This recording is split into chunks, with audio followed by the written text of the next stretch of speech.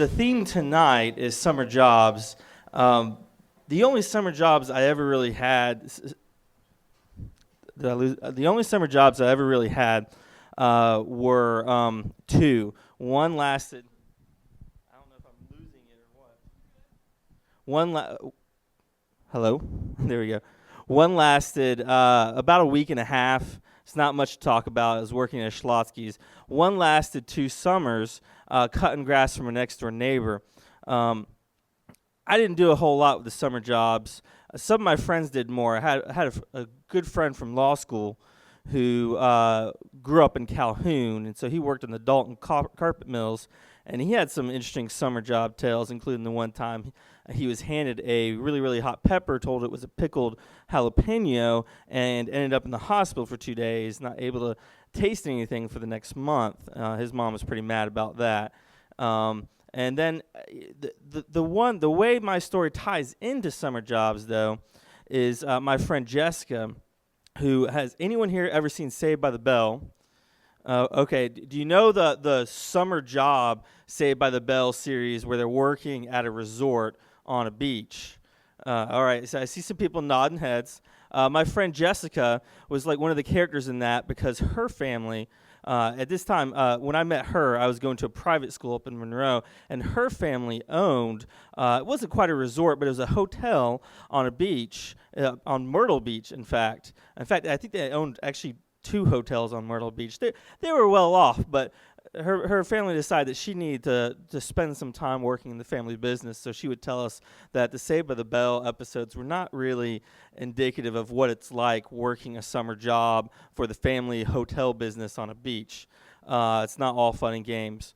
But this story isn't about summer jobs. It is about our trip, my high school friends and I, to Myrtle Beach during spring break. And it began a little interestingly when on our way down 20 to get to Myrtle Beach, when our friend Heather, about 10 minutes into the drive, decided that she needed to pull over, sped in front of everyone, and started waving out her window, no, pull over, next exit. And we're like, what's going on? What's wrong with Heather?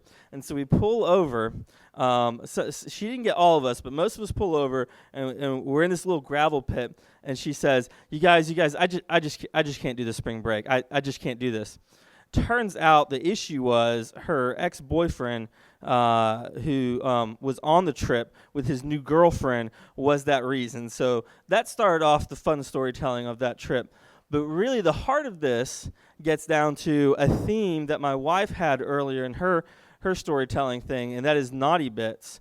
And this, it comes up because my friend Greg was turning 18 on this trip. And that's not as big of a deal as turning 21. But, you know, there are a few things you get to do. You get to buy cigarettes, in Georgia at least, not everywhere, but you can buy cigarettes when you're 18. You can also buy porn. And so my friends and I, we decided to come up with some way to, celebrate this fact that Greg now can buy cigarettes and porn.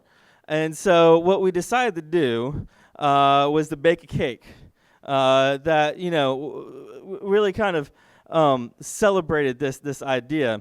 Now, to give some backstory, my friend Greg is gay. He was not out, I guess is the best way to describe it, at that time. But we all kind of knew. He came out in college, and we were all like, oh, yeah, okay. And moved on from there. But then he was still very conflicted. It's not unusual.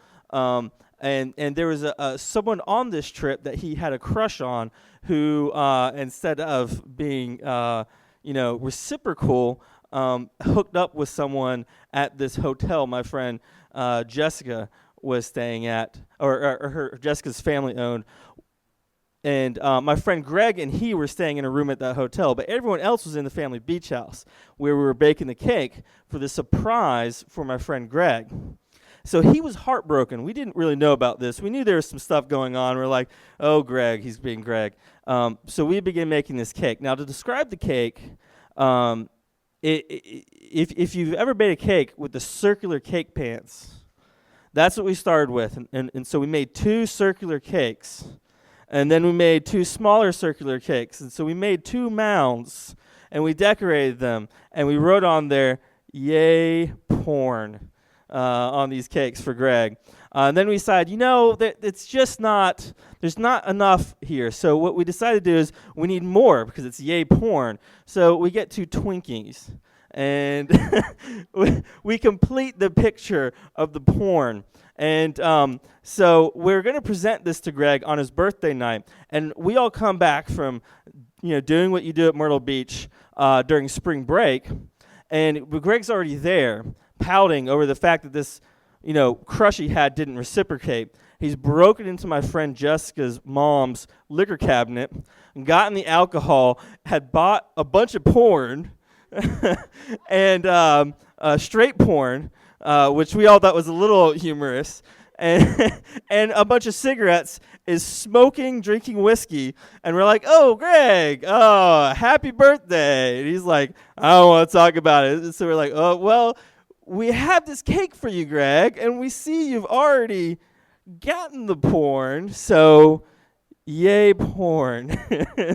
So that was my craziest spring break story.